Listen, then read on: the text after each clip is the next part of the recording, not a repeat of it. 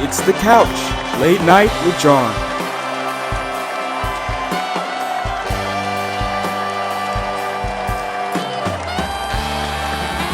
Thank you, please, thank you. I'm just ecstatic to be joined by this wonderful human being right here. John with no H, please give him a warm The Couch welcome. Welcome back, folks. John, we were just about to get into your relationship with art. Yes. How has that relationship evolved over time? Well, it's a hard thing to delve into. I guess I asked the wrong question. Who am I firing? Is it you?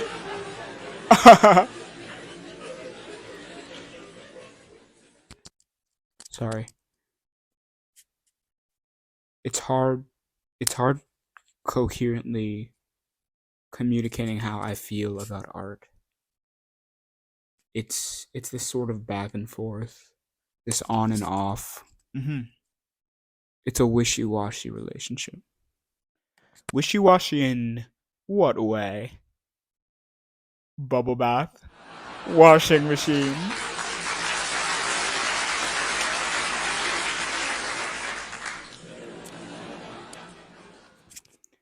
Just art is something that I leave a lot. I reject it for months, knowing it may well be the only thing I have. That's usually why I end up crawling back to it, because sometimes I feel like maybe I have nothing else to offer. Is that so? Tell me more. It's paralyzing knowing that often the only reason that I do come crawling back to art is because I feel like I can't do anything else proficiently, anything of value. But it's weird because when I'm drawing, even if it feels claustrophobic and I feel like I can't do anything else, it's right. It feels right. Like my hands were built for the process. Hmm. I'm tethered to art with a weird, wary love, but that's still love. This creative bile bubbles up in me when I see other artists' work, because I know through their marks, through their struggle, their concepts, and their choices, that they feel some variation of the love I feel. Art is this community of people reaching in the same direction towards total control over that one image in our head, the one that's been taunting us all week, the one that we only wish could translate to the muscles in our hands and onto the paper and the wall, the screen, the skin, and the pupils, the minds, and the hearts of the people that take that image and they eat at it until it runs in their blood. And even then, trapped in the jaws of others, underneath their likes and dislikes, in their fists, in everywhere possessive, art is vigorous and beats alive in our bodies, pulls us from our beds and our couches, our ruts and our valleys, and finds us right back where we started, reaching for that passion. And the passion is there. It is. The passion is there, I promise you. That can be unhealthy. No? What can? The back and forth. Yes, it can be. And that's why we nearly quit, correct? Um, yeah, yeah. That's why I quit. That's why I nearly quit. Sorry, did you We were say? pushed from the outside by the friends and relatives who attributed our hard work to talent, luck, by the subtle suggestions of our closest friends, relatives, to choose a different career path, by the wait lists and rejections and the nonchalance of those closest to us when what we asked for, the little we asked for, wasn't given. Is this on the script? It wasn't only the outside. No. We pushed ourselves too.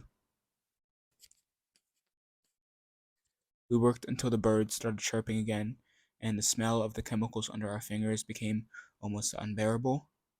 Convinced that the reason our art didn't live up to the idea that we had in our mind was because we hadn't spent enough time on it. On the fundamentals, the concept, the piece. Right? And those thoughts broke us. Because what would we do if we couldn't do this?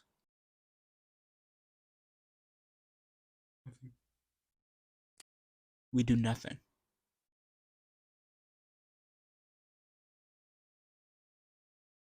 Ladies and gentlemen, and those of us who know better, thank you so much for tuning into the couch. That's all the time we have tonight. That was John Glover.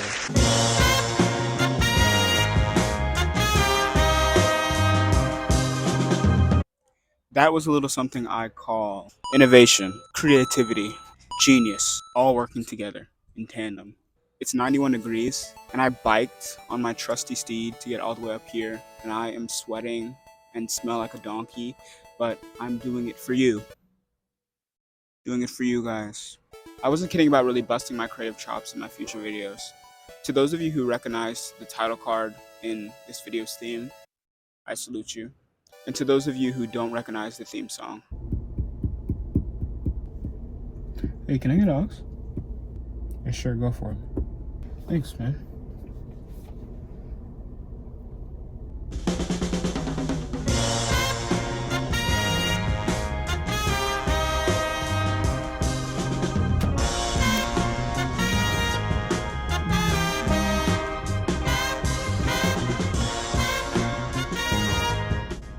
Hey, what is this? It's the soundtrack from the Emmy Award-winning song.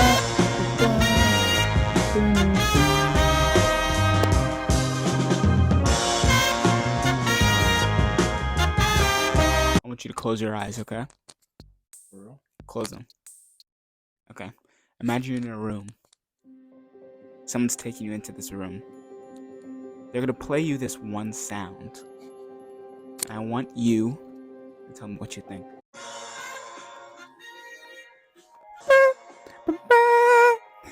How do you feel?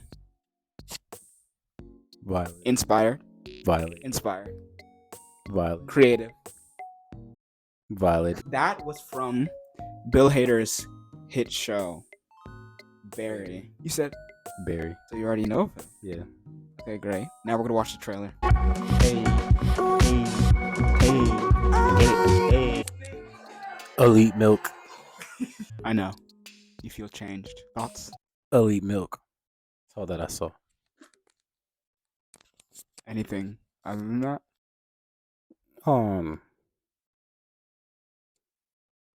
I mean, it seems like it's a pretty good show. Would you watch? Nah. No. Nah. Just say Yes. Okay, you want me to open it or you could open it?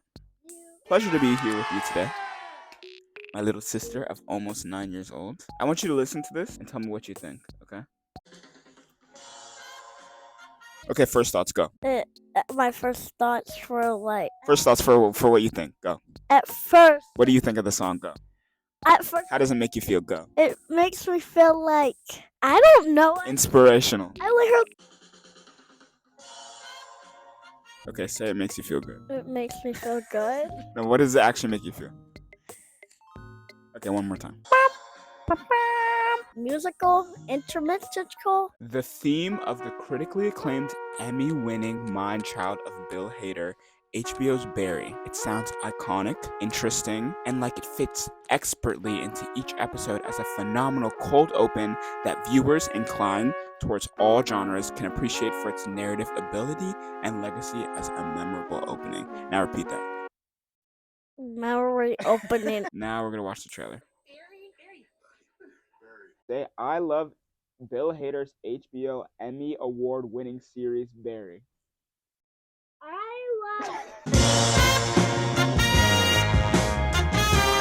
Okay, Chala, listen to this song. What do you think of that?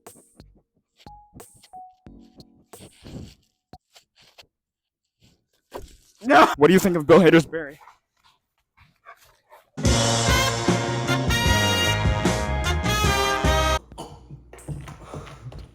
You want me? Go ahead, introduce yourselves. I'm Charlie Scott. Colin. Okay, favorite color? Green. Okay. Purple. Okay. Everyone's favorite color is purple. That's not true. Blue or purple. No, Everyone it's a thinks they're fun- so unique for it's a picking fun So purple. Charlie knows about this show, and Charlie knows about Barry, but Colin does not know about Barry. Close your eyes, okay? Alright. I want you to listen to this, and right after, tell me how you feel. I didn't know you had a YouTube channel. Okay, man. ready? Yeah.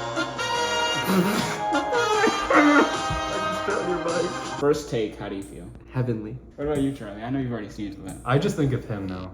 I just Me? think of no, not Oh, you. I can't see what you're pointing go ahead. at. No, Oh, you I can just- open yeah. your eyes. Yeah, I just think of Bill Hader. Okay. Because I've just seen it What so song much. is this actually? This is It really is from the critically acclaimed Emmy award winner. We're gonna watch the trailer. See what you think. These people acting out, they're bad people.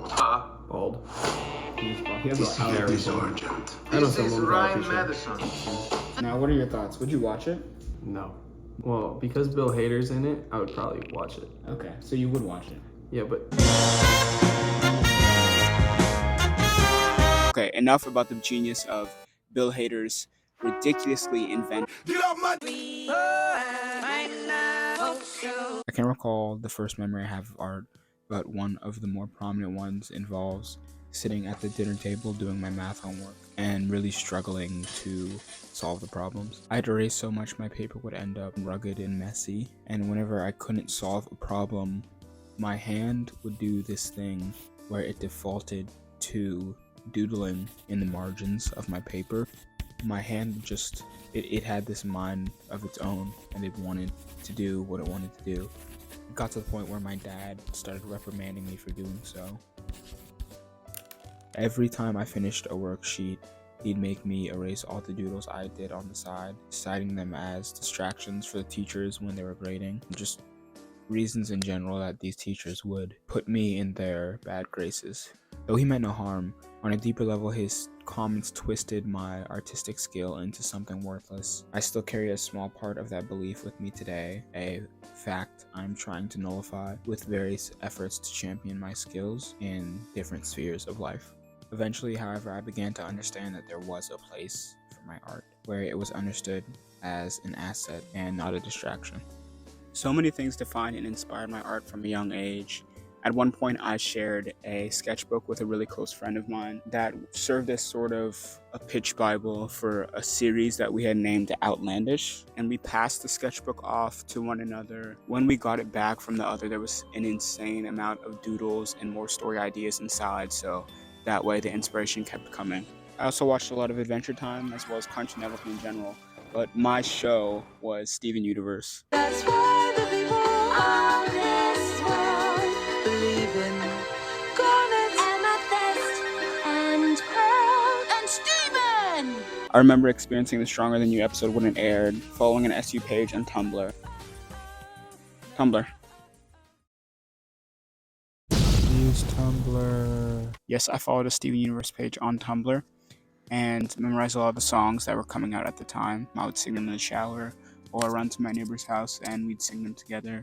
I was a very involved fan. The show gave me a lot of inspiration and holds the title as the only show I've created an original character for.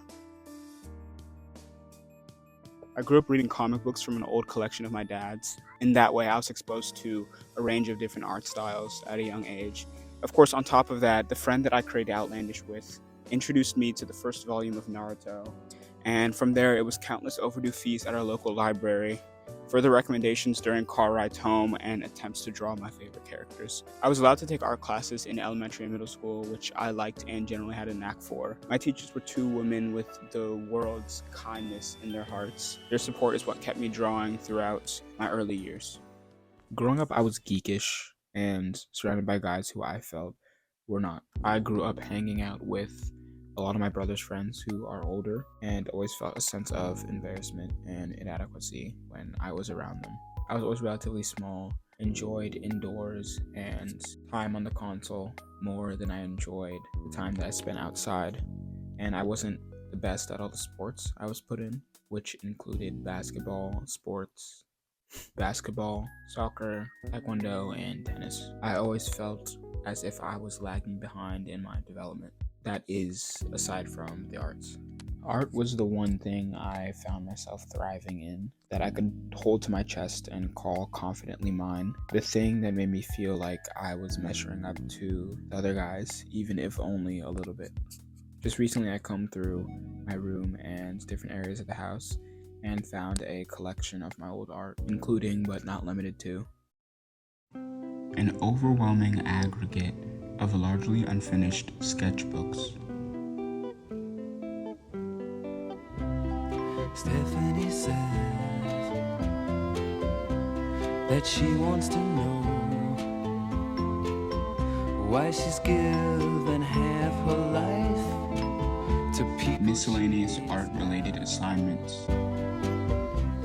Stephanie says The entirety of his AP art portfolio, not shown fully here. what country should Several five-star notebooks containing distractions, as referred to by his father's nomenclature. A handsomely sized canvas painted completely in Mars black. A finger-length book filled by a photocopied spread of items. His most recent sketchbook, which did not need to be found and whose contents will not be revealed at present. A letter from USC's Office of Admissions. The letter's details we will explore by the end of this film.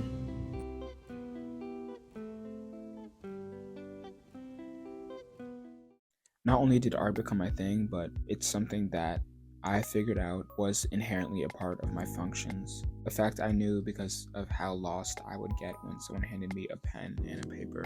How I could spend hours inside a drawing with disregard to my environment and my needs. Sounds like a superpower, but it could be really dangerous too.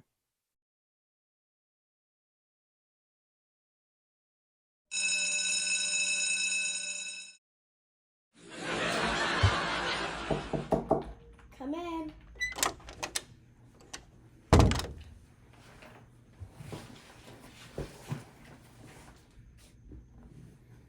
John Glover, you're here to choose your classes for the 2022 year? Yes, ma'am. All right. It says here you're interested in taking...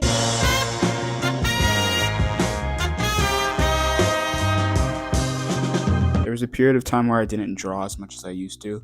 I was going through this kind of high school crisis, a period of doubt from my freshman to sophomore year. I began to get talked back and forth between future careers, all of which were extremely separate from the arts. There were points during this time that I pushed back, when I insisted a career as an artist was the only thing that I was invested in. And then I'd meet with a counselor, or talk to a family friend, or speak to a relative, see something online, and inevitably hide my passion for the arts behind my back. Despite the back and forth, I took art classes from my sophomore year to my senior year. Not in a serious way, not to prepare me for a creative career, but in a way that screamed, I'm good at this, so I might as well put it to use. That is, until my senior year. I was talked into considering AP Art by my Art 2 teacher. If I end up sending this to you, I hope you have so much joy in your life and have found a happiness that no one can take from you. Thank you for everything. I eventually enrolled. AP Art was taught by an unconventional and exceptional teacher who I also love and champion as a formative presence in my art exposure and education. If I've sent this to you and you know exactly who you are, thank you for pushing and inspiring me. AP Art was split into two parts. Art 3 Honors, which led students through the process of creating a sustained investigation and gave us half the year to begin brainstorming while honing our fundamentals and working on our skills, and AP Studio Art, which gave us the second half of the year to actually create around 12 pieces. I loved it in that room. I took the class with 4 other students, and because our teacher assigned us at the same table, we became closer as the year went on. The table was a great environment to bounce ideas off each other, as well as learn from the techniques and ideas our peers were implementing. Working towards the completion of a new piece every day was a new feeling, as well as having deadlines to meet, an excellent mentor constantly present to push our ideas in innovative and challenging directions. For the first time in my life, my love for art had structure and purpose, a community, and a value I found both inside myself and through others. I suddenly felt confident that I was going to do this for the rest of my life. It didn't last.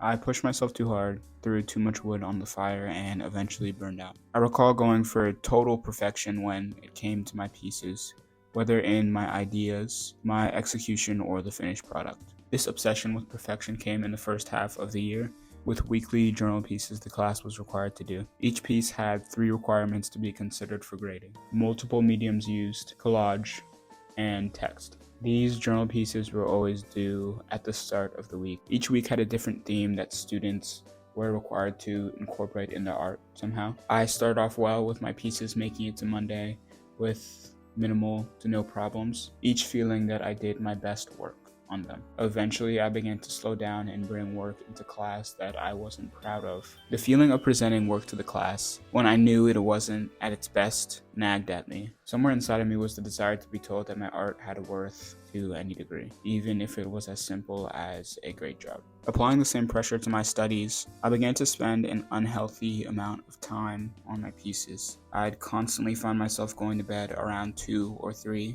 without showering, with cramped, multicolored hands, my room this black hole of a mess, and my head throbbing from intense concentration, just to drag myself to school the next day, late to pick up my cousins, disheveled and sleep deprived, to present my best work for a single moment that produced at the most an admiring look or a slew of simple comments. That was only the beginning. The stakes rose once I transitioned to AP art. Not only was I pushed by the possibility of praise, purpose, and recognition, but the objectivity that my final grade would hold, as well as the score I received from College Board. In this latter half of the year, I watched my body from outside of it. I watched myself clog the tips of my fingernails with chemicals, wasting paint on renditions of a single idea, never appearing on the paper the way they appeared in my head. I saw myself quite literally ravage my room in an attempt to get a good piece. I remember going to bed at 6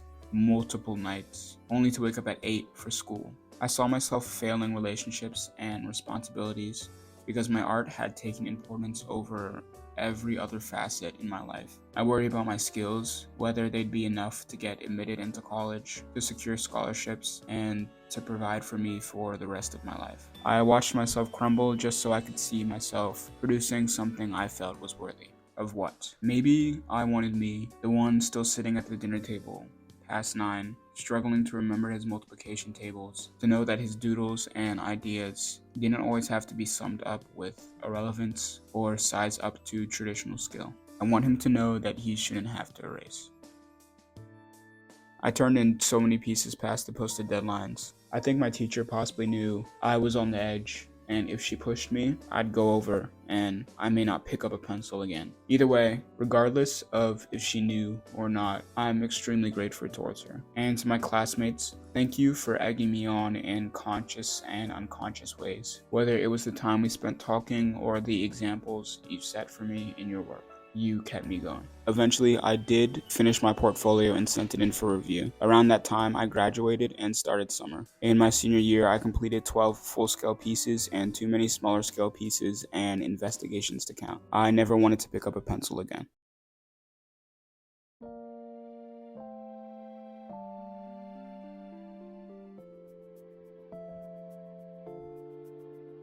I came into summer a free man, liberated from the pressure of deadlines, and felt as if I could draw for pleasure without having to submit to a Google Classroom post or hand in my piece to a teacher. You'd think I'd be itching to pick up a pencil and get back to drawing, but it was the exact opposite. Instead, there was an incomprehensible stretch of time where I felt like picking up a pencil would cause me physical pain. I spent the summer of my graduation working, biking, and spending time with family and friends, doing things I missed out on while I was completely engrossed in my work.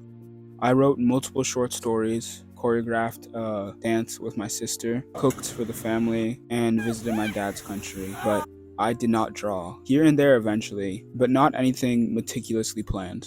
I simply didn't want to draw. I was burned out, and all the chiseling away at my artistic confidence had finally taken a toll. I began to seriously doubt myself, the work that I had put in my whole life, and if any of it was worth it. I was caught between believing I didn't have what I needed to create art for a living, and it being the only option that I had. Of course, I had other things to worry about as well. Confronted with applying to colleges produced a crisis in me about my future career. I was extremely concerned to living up to my parents' expectations of me, as well as the views that others had of me. I only applied to one art school and got waitlisted. The rest, in a superficial effort, were either aivi or aivi adjacent. One of the only good things that came out of that time was the letter from USC. Dear John, we are writing this note to let you know how much we enjoyed reviewing your portfolio, particularly your work titled Rugs. Given the level of your work, we are sure that you will have a rich educational experience here at the USC School of Architecture. We look forward to seeing you in the fall. From USC's School of Architecture Admissions Committee. I wasn't offered any scholarships, so I was unable to attend, but this letter was the catalyst for my eventual return to art and slowly became one of the reasons, among many others, I would pick up a pencil again. I've been working on a piece for the month of July, prompted by this video and so many other things. I began healing from a toxic relationship with art that summer that school ended. I took a lot of days to myself, a lot of time in bed, a lot of time envying the people who seemed like they had their futures figured out, that their future was something that they were confident in. I got up multiple times thinking that I was ready to dive back into what I thought was my singular passion and purpose, and I got knocked out multiple times, usually staying down longer than I was up. But eventually, after what felt like endless effort, I got to a point where I was able to sit down and start something with meaning and something that I was excited about. I would go into this piece's meaning and inspiration, but in favor of staying mysterious and elusive, here is a lyric from Faye Webster that I feel like encompasses where my mind was at and what this piece means to me. Know that not only did this piece facilitate the examination of my history with art, but my relationship with a turbulent and confusing part of myself. As I created this piece, everything else came with it in bits and pieces. Specific memories, my failures, my inspirations, and reasons why I picked up pencil, my insecurities and my doubts, and how those doubts ebb and flow. The people who have grown to have confidence in me, the same people who in the past may have doubted me, the reasons I love art, but also how I can be really indifferent towards it. The days and nights I've spent buried in my sketchbook, doing something that makes me content, excited, intentional, creative, and happy. Alright, big reveal upcoming. 3, 2, 1. This is maybe 2 months or a month of work. I'm not sure how many hours I spent specifically on it, but this is it. I don't like it. That's okay. If I could, I would just snip out everything else and keep the face. I got to this done, background not done, shirt not done, and finger not done. And I was going in and starting on the finger, trying to render. It was just taking a really long time. I'm not completely happy with it. I do not really like it, and that's solely because of the values under here clashing with the values up here. I eventually think that I'm going to go back and try to pick up more of this graphite with the kneaded eraser and here as well, and probably just erase the whole background and go in with pencil and try to get back to that original hue and value that matches with the main face. A lot of its creation was sponsored by Elliot's G.O.M.D. I listened and watched a lot of it while I was creating this piece. I cloned myself. G.O.M.D viewers will get that. Even if I don't like it, it was a really good experience for me to understand where I'm at with spending a really long time on a piece. I did learn that Q-tips are great for blending and bases. Graphite sticks are your best friend when it comes to large canvases that need to apply that base before blending. I learned that looking at your canvas in the mirror is very important, because if you put this thing in a mirror, you will see that there's a lot of lopsided proportions. I also learned that it's always worth it to adjust when you think that something doesn't look right. And also trust the process, because I was doing the lips and I hated how the lips looked. And then I did the rest of everything and the values all even out. Verdict, I'm really proud of it, but I think it has some work to do. So yeah, I'm really proud of myself because this video is already leagues above my last video. I go back and watch my last video now and I'm like, what was I thinking? At the same time, I'm even like already looking back at this video and being like, I can do better. My hope for this video is that another creative is out there, possibly questioning their skill, pondering their future, inevitably combing through YouTube's videos on art, and comes across a video that describes the doubts that an artist has had throughout their life. They watch this artist struggle to understand their relationship with art, relay his mistakes and shortcomings, but they see him get up and try again, and think eventually they can too. Thank you for watching so much. Art is important. I'm going to leave you with a bumper sticker I saw outside of the movie theater that I feel like encompasses what I've been saying and the conclusion of this video. Thank you for watching, and I will see you next time. I'll quiet down if it's what you want.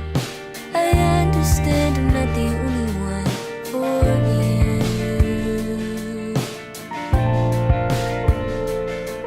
you. So tell me what you're looking for. Is it a picture perfect girl for you?